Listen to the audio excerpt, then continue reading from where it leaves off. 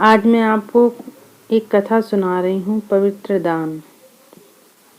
एक सेठ ने अन्न सत्र खोल रखा था। उनमें दान की भावना तो कम थी, पर समाज उन्हें दानवीर समझकर उनकी प्रशंसा करे, यह भावना मुक्त थी। उनके प्रशंसक भी कम नहीं थे। थोक का व्यापार था उनका। वर्ष के अंत में अन्न के कोठरों में जो सड़ा गला अन्न बिकने से बच जाता था, वहां के लिए भेज दिया जाता, मतलब अन्न सत्र में भेज दिया जाता था। प्राय सड़ी ज्वार की रोटी ही सेठ के अन्न सत्र में भूखों को प्राप्त होती थी। सेठ के पुत्र का विवाह हुआ। पुत्र वधू घर आई, मतलब बहू घर आई। वह बड़ी सुशील, धर्मज्ञ को विचारशील थी।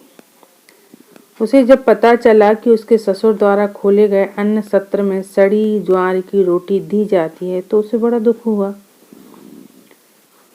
उसने भोजन बनाने की सारी जिम्मेदारी अपने ऊपर ले ली।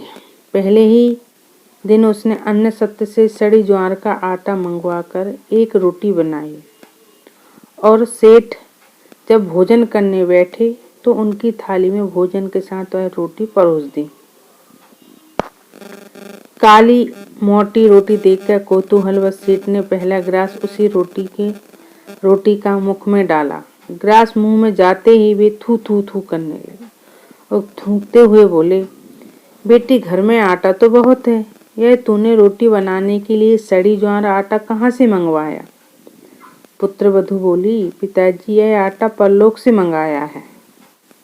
यह आटा परलोक से मंगाया। ससुर बोले, बेटी, मैं कुछ समझा नहीं। पिताजी, जो दान पुण्य हमने पिछले जन्म में किया, वही कमाई अब खा रहे हैं, और जो हम इस जन्म में करेंगे वही हमें परलोक में मिलेगा। हमारे अन्न सत्र में इसी आटे की रोटी गरीबों को दी जाती है। परलोक में केवल इसी आटे की रोटी पर रहना है। इसलिए मैंने सोचा कि अभी से हमें इसे खाने का अभ्यास हो जाए तो वहाँ कष्ट कम होगा। सेठ को अपनी गलती का एहसास हुआ। उन्होंने अपने पुत्र वधू से क्षमा मांगी। अन्न सत्र का सड़ा आटा उसी दिन फिकवा दिया। तब से अन्न सत्र से गरीबों भूखों को अच्छी आटे की रोटी मिलने लगी। आप दान तो करो, लेकिन दान ऐसा हो जिससे दूसरों का मंगल ही मंगल हो। जितना आप मंगल की भावना से दान करते हो, उतना ही दान लेने वाले का भला होता है। जितना आप मंगल की भावना से दान करते हो, उतना दान देने वाले का भला होता है। साथ में आपका भी इहलोक में और परलोक दोनों ही सुधर जाते हैं। दान करते समय यह भावना नहीं होनी चाहिए कि लोग मेरी प्रशंसा करें, वाहवाही करें।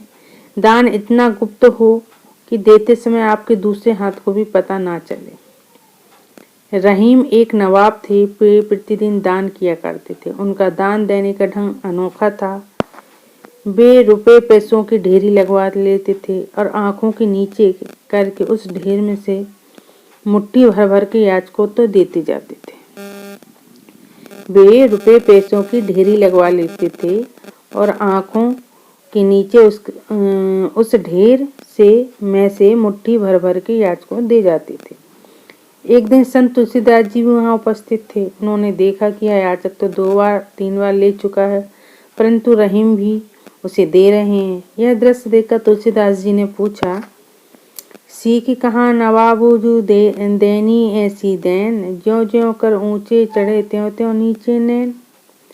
तब रहीम ने बड़ी नम्रता से उत्तर दिया, देन हारा और है जो देत दिन रैन, लोग भरम में हम पे करे या विधि नीचे नैन। असल में दाता तो कोई दूसरा है जो दिन रात दे रहा है। हम व्यर्थ ही भ्रम होता है कि हम दाता हैं, इसलिए आंखें झुक जाती हैं।